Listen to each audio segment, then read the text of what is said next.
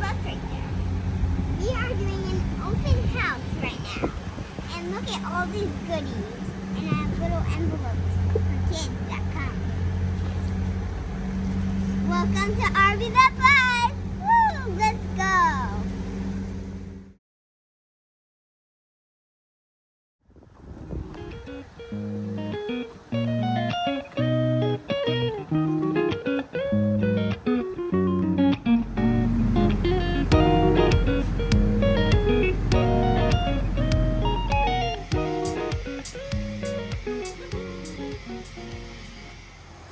Hey everybody, filming this from a nice and breezy Wichita, Kansas. So we live in California and this is our very first trip and we are making it out here to Wichita and we will be on our way to Boston. So this is our very first trip and so far so good.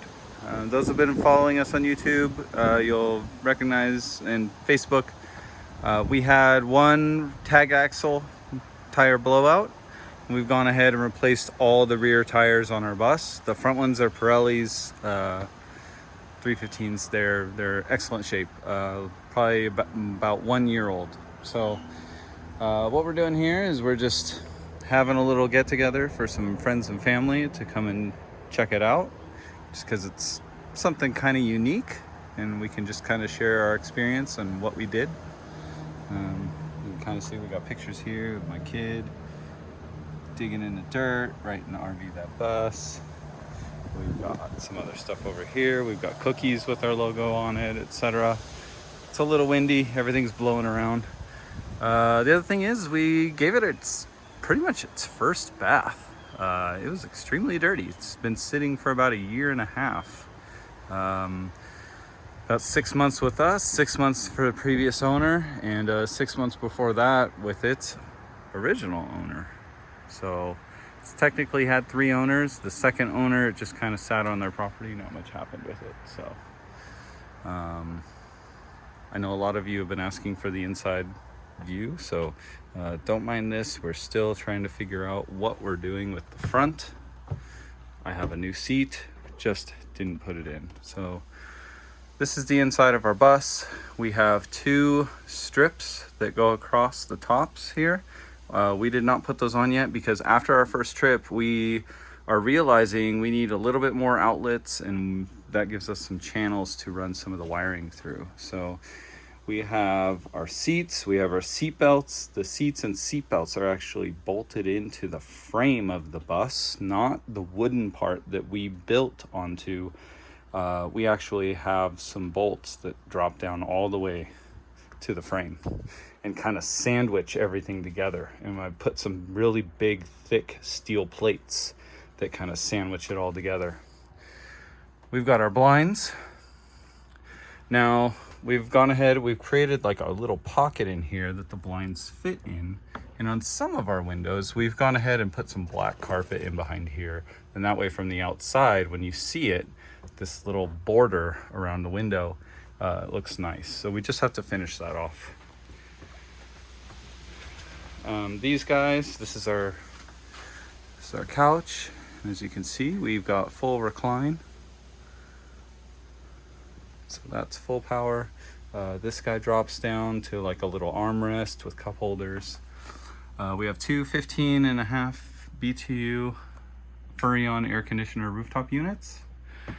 We've got our LED lights in here. We have 42 of these lights. We have 5 different zones. So we have living room, kitchen, bathroom, bunk, and bed. Each zone is divided into 2 groups. We have what we call our center row, and then we have our actual zone lights. And so, again, this is the front. This isn't finished, but we have plates with the light switches. So if I push the first switch here, this turns off the first zone, but the center row is still on. And if I push the bottom row, it turns off the center row throughout the whole bus. So if you needed to go through all the way to the back of the bus, you can hit the very first button and illuminate the entire row all the way down the bus. I need to add some more functionality. So that is all controlled with an Arduino microcontroller. And we have a little relay panel. Eventually that will switch to some pulse width modulation boards, and that way we can control dimming, and then we'll add some more functionality to the Arduino as well, so that if you long press on a bus or on a button, it turns on and off the entire bus. We've gone ahead and we've done quartz countertops, and we have full half inch cabinet ply cabinets, so no MDF on this bus. Our side panels are full wood. We have nice glass tile. Our Furrion cooktop electric unit with 2-burner. Full Samsung fridge. So this is 17.5 cubic foot fridge.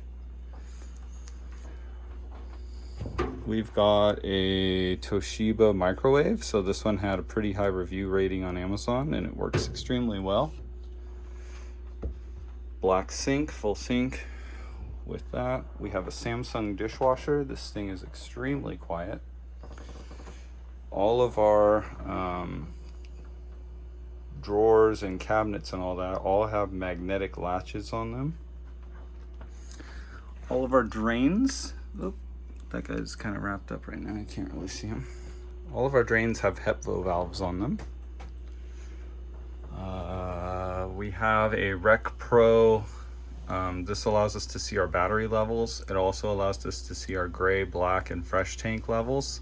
We can control the tank water heater and our water pump. This is the air conditioning thermostat, and this is our Furrion water heater. So we can go ahead and turn that on, and then when the water heater sees flow, it automatically kicks on and will heat the water from, I believe it's, what's the lowest here? We can go from 95 all the way up to, I think it's 127 degrees, which is 124, which is pretty hot. So I'm going to put that back down to about 113. We have pocket doors. Now these are not complete. We have to put those in. We have our bathroom. So we have a Dometic 310 toilet. We unfortunately had to raise it up 1/2 inch to accommodate the flange. All of our interior walls that run horizontally in the bus, dividing walls, all have a grass cloth treatment. This isn't a wallpaper, this is actually woven material in here and glued on. Again, we have our glass tile treatment, a full 30-inch vanity sink. We need to attach that mirror to here. We have a full Delta enclosure with a Rec Pro sliding door. That shower unit will be replaced with black, so pretty much anything in here will be a black fixture or black accessory on white. Again, we have our grass cloth treatment. We have another dividing wall. This is our bunk room. So my daughter loves dogs and my son loves construction equipment. So they each have their own bed. We've got 4 drawer units underneath. We also have 2 bunks, so we can sleep 4 in this room. Now these beds are called narrow twins, so they're 77 inches long, and that will accommodate me, who is a 6'2" adult. So as the kids grow, this room will accommodate them, or we can also sleep an adult. Now we have a full 1x2 rectangular steel bunk frame. Unfortunately, we didn't put the mounts on it for this trip because we really didn't need to sleep 4, and we were in a hurry. So we can do that. In each room, we have a kitty, fire, and carbon monoxide detector. Underneath, we have 3 carbon monoxide, fire, and propane detectors, all running on a 12-volt system that is wired into both battery banks. So we are full fire protected. There are 3 fire extinguishers on the bus, easily accessible, 1 downstairs, 2 in the bus. And this is our back bedroom. So again, you can see we have our window treatments, 1 open, 1 closed. And all the windows that you see that we are left, these still are functional and swing open. We still have to put the doors on these guys and the door on the closet. You can see the closet we've already carpeted, so we have to finish the carpet treatment on this storage unit here. We have a little shoe rack down here. This bed lifts up, so underneath here, not only is there storage for just the bus in general, but there is a access hatch for the engine and transmission that we need accessible. And so the bed lifts up, and so you can get down in there. We have outlets throughout the bus. They're all full USB powered outlets. They're all on AFCI, GFCI breakers. So you can see all of them are full USB outlets.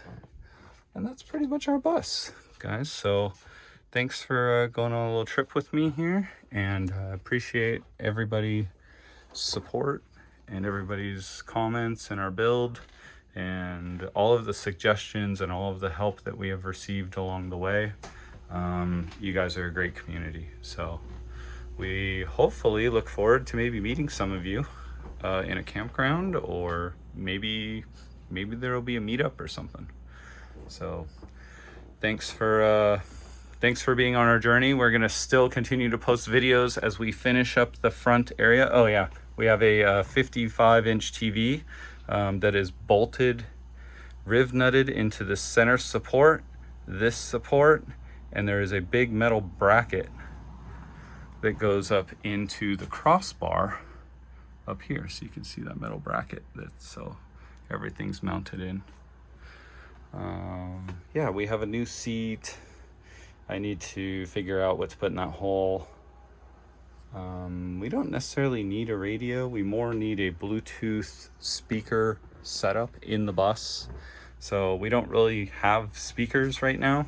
And so what I'm thinking I'll probably do is get little kind of like Bose pods, like one here, one in the center, probably mounted to that bracket, and then some in the rear here, and something that we can Bluetooth to while we're going down the road. So this is day 3 of our trip. Like I said, we've gone a little bit over 1,000 miles so far.